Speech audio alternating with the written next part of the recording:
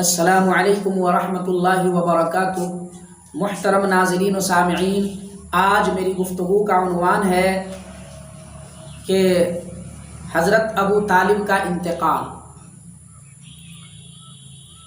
حضرت ابو طالب جب بائیکاٹ سے فرصت پائے اور شہر کی طرف یعنی اپنے گھر کی طرف آئے تو وہ بیمار رہنے لگے۔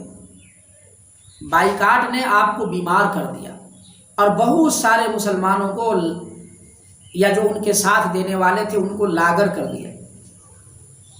وہ لوگ جو ہے پریشان تھے،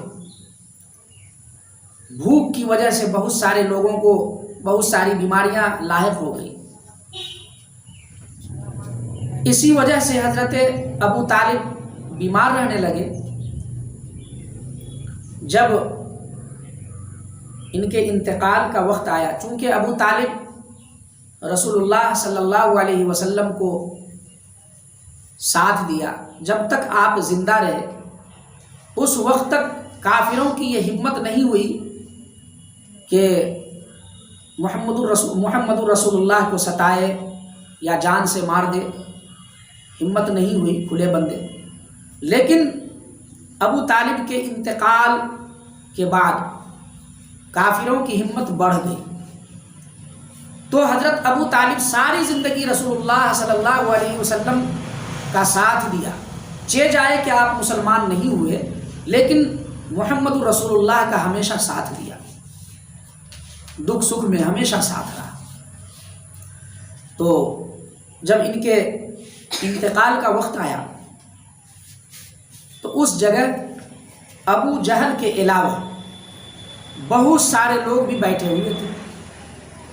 ابو جہل کے علاوہ بہت سارے لوگ بیٹھے ہوئے تھے۔ رسول اللہ صلی اللہ علیہ وسلم ابو طالب کو کلمہ کی تلقین کی اور اسلام لانے کو کہا،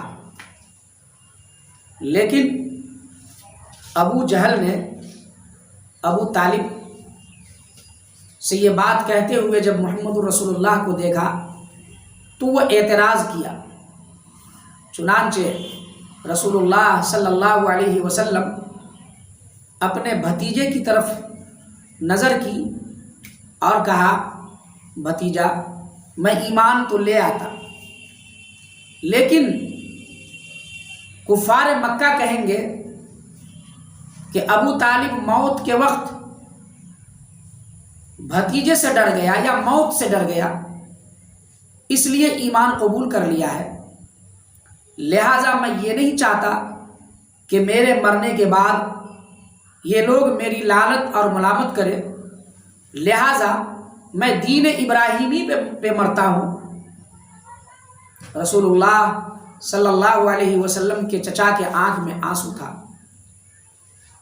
چونکہ اور رسول اللہ صلی اللہ علیہ وسلم کے آنکھ میں بھی آنسو تھا۔ آپ کو وہ دن یاد آیا کہ جب کفار مکہ ستاتے تو ڈھال بن کر حضرت ابو طالب سامنے آتے۔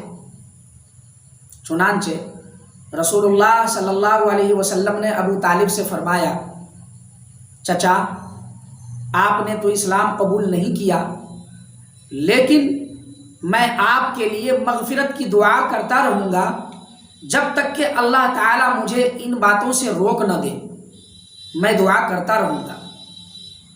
چنانچہ اسی حال میں حضرت ابو طالب کا انتقال ہوا اور اسی کے 3 مہینے بعد حضرت خدیجہ کا یعنی کچھ دنوں بعد حضرت خدیجہ کا بھی انتقال ہو گیا، جو آپ کی چہیتی بیوی تھی، ساری اولادیں انہی سے ہوئی تھی، ان کا انتقال ہو گیا، جو 100 جان سے قربان رہتی تھی رسول اللہ صلی اللہ علیہ وسلم پہ۔